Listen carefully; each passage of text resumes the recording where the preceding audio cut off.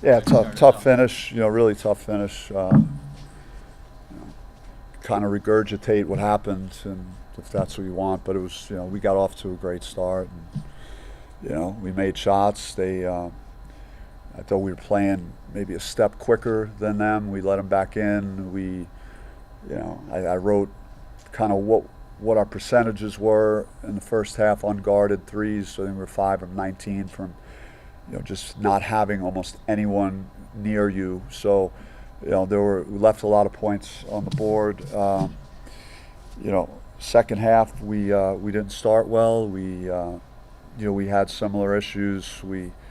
They shot 14 out of 20, I think, the last part of the first half from the field. So we stopped playing defense too. So it was just a lot of problems. I was shocked that we had a chance to win, and I don't.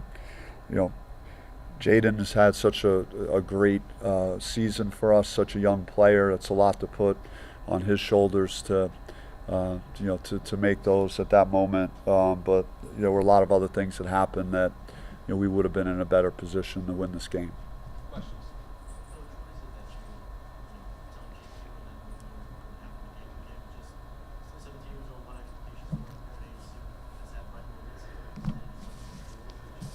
Yeah, I mean, he wanted to make them. He's made a lot of winning plays for us all year.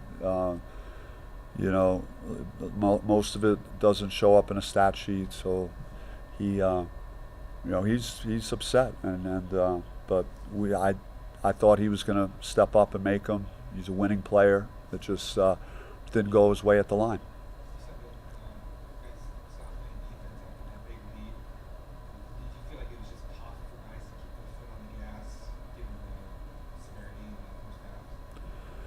I don't think, false sense of security of some kind. I don't think, we still, like, when I go look at the film, I know even when we were up by like 15-0 or 18-2, whatever it was, that we had a lot of opportunities to make more plays on offense. And I know our defense faltered in the last part too. Like I shared, it was 14 of 20 in the last 10 or 11 minutes of the first half. So we just didn't do a good job of stopping them, and we let them have life. But we had a bunch of like very clean looks that we were unable to make, and so we put ourselves in that position. 25 three-point attempts in the first half. J2, I think, only had one shot attempt in the entire first half. It just seemed like it was a lot. The shot selection maybe was not the best. I wish I could say that, but when I just that's why I prefaced everything with the unguarded. So like we could chart now, unguarded shots. That means that no one is within 5 feet of the player. So at this level, with the quality of shooting that we've shown throughout the course of the season, to be 5 of 19 on our home floor is you can't win. And guys that I expect to take those shots, we can't win if a higher percentage of them don't go in. I mean, I thought we played a winning game. I mean, it would have been able to keep the front court a little bit fresher. Certainly Sean's been playing well, but that's not the reason we've been able to win games like without JQ and BJ and against Colorado and other times. So we just we didn't get the job done.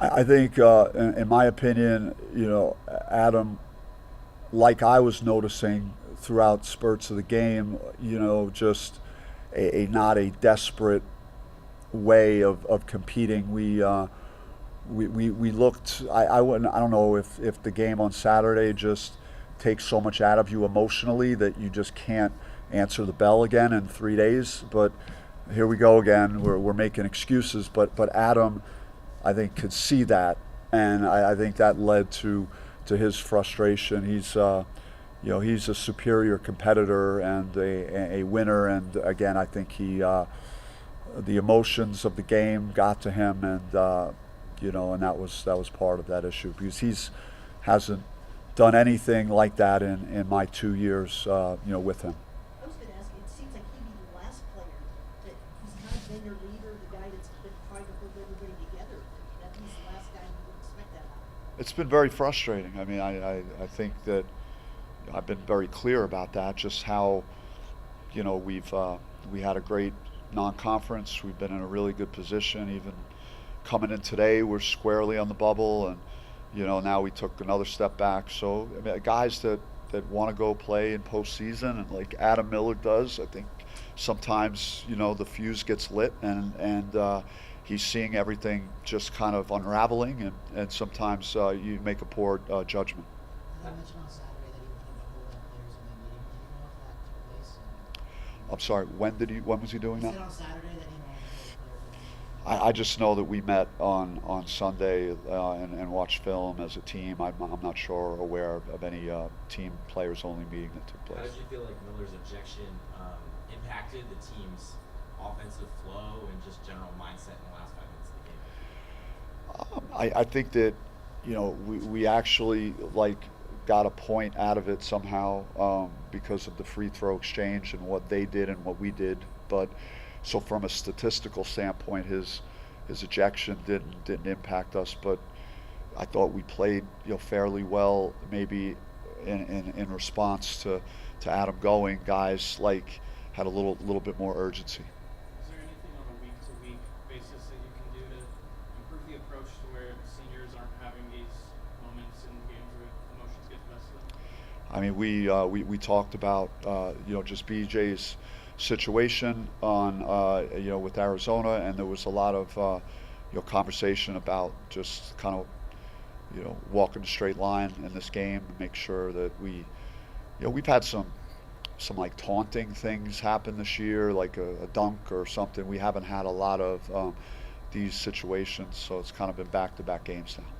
Joe Son struggled tonight, got back on track down the stretch. How do you make sure he's good to go for next game? He's a work in progress right now to get him to where he was before the injury. He's just not there. The shots are not going in at the level that they were prior. He had a couple of defensive mistakes too. So I mean, we all got to get better. We all have to do better, and I think he's in that same boat with all of us right now. Couple more. Is there anything lingering with Yoson's injury, or is it just kind of happening? I think it's getting feel back and repetition, and you missed all that time, and I don't know. It's some guys maybe that are older that you could plug them right back in, and then they don't miss a beat. But other guys, it's like, hey, how do I fit into this now? This is a new team. Guys their roles have changed a little bit, so it could be a little bit of that. Looking forward to Oklahoma State on Sunday, how do you get the guys back on track after 2 straight losses? I mean, I'm searching. We all are searching. Again, we're right there. We're knocking on the door in all these games, and we just can't figure out a way to get over the top. So it's I'll have to really think hard about that. I've tried to do the best job I can with this team, and I'm not getting through to them enough, and it's not going well right now. Last one. Talk about maybe just the frustration, just trying to get over the hump. Yeah, it's tough. You got brand new team, brand new guys, freshmen. Still trying to learn. But it just comes down to, finishing games. We started off strong. We started off really well today, and then just in between, we just kind of just fell apart as a team. And when you're in the Big 12, you can't do that at any moment of the game. So, but you see it's in us. We fight. We just got to, find a way to finish it and win the game. You mentioned that a lot of times Oklahoma's been staying in the first half, first 10 minutes, so just follow this last 10 minutes, and you said kind of fell apart. What do you think happened in that transition? The team wasn't doing right in that half that you guys were executing? Well, kudos to K-State. They're a good team. They've been on a win streak. I feel like towards the first half, we kind of was settling for threes a lot, but you know they were wide open. So it's like we just got to step up and make those shots. You know, it just come. You know, it's weird because it's like, you know, that's a shot we want. You want Josan shooting a wide open three. You want Amir Ali shooting a wide open three. You want these guys shooting a wide open three. So, you know, it just comes down to stepping up. You know, all of us got to step up and stick together. It's the only way you're gonna win a Big 12 game. You know, a Big 12 game is 40 full minutes. You can't win it in the first four, the last four, in between. You got to finish the whole 40 minutes, and you know we're having a tough time doing that right now. What do you tell a guy like JQ? Obviously, he's been so good for you this year to have that moment. How do you kind of keep his spirits up when you say to him? You know, as a 17-year-old kid, you would think like, man, the world is falling on me or it's my fault, but I try to remind him, man, like we wouldn't be in the game if it wasn't for you. You know, you made some big plays with blocks, rebounds, and you know, JQ knows this is what he wants. You know, this is his life. You know, so I know he's gonna bounce back and want to do better. So you just got to just keep him, let him understand that like this is one moment in his long basketball career, and he's gonna have another opportunity to seal the deal.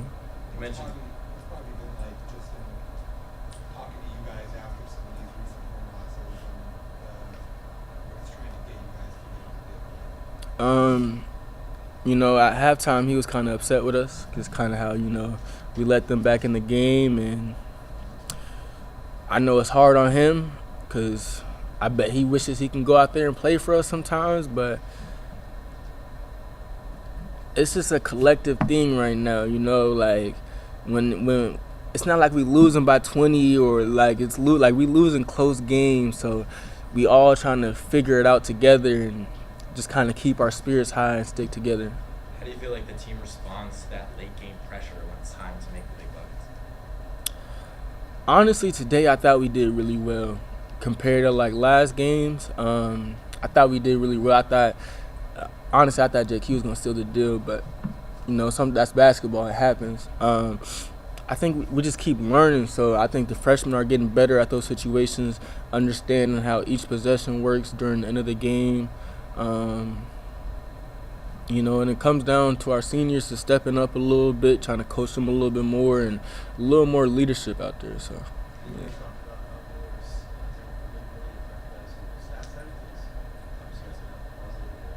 I'm sorry, I can't hear you. No worries. Coach mentioned how, you know, after it was technical, the stats side of things, you guys didn't come out and maybe you guys didn't get more points in the free throws. As a team, talk about being connected and as a group, how much was that inflating in that timeout? You know, it hurts losing a senior like Adam Miller on our team, who he was playing very well. You know, he's a big role. He's a big part of our team. So it definitely does hurt. But you know, in that huddle, guys got to step up. You know, it comes down to guys just stepping up, and you know, you got to fill that role right then and there. And I think guys did that. We just again finished the job. Alston, as the team's primary ball handler, even if those wide open threes or wide open in the market one, is there any thought to maybe move the ball around a little more? Or is that kind of signal? Yeah, towards the second half, you know, we talked about it. It's like, you know, we got to attack a little bit more, you know, like they are wide open shots. Not saying to pass them up, but, you know, be more aggressive downhill. So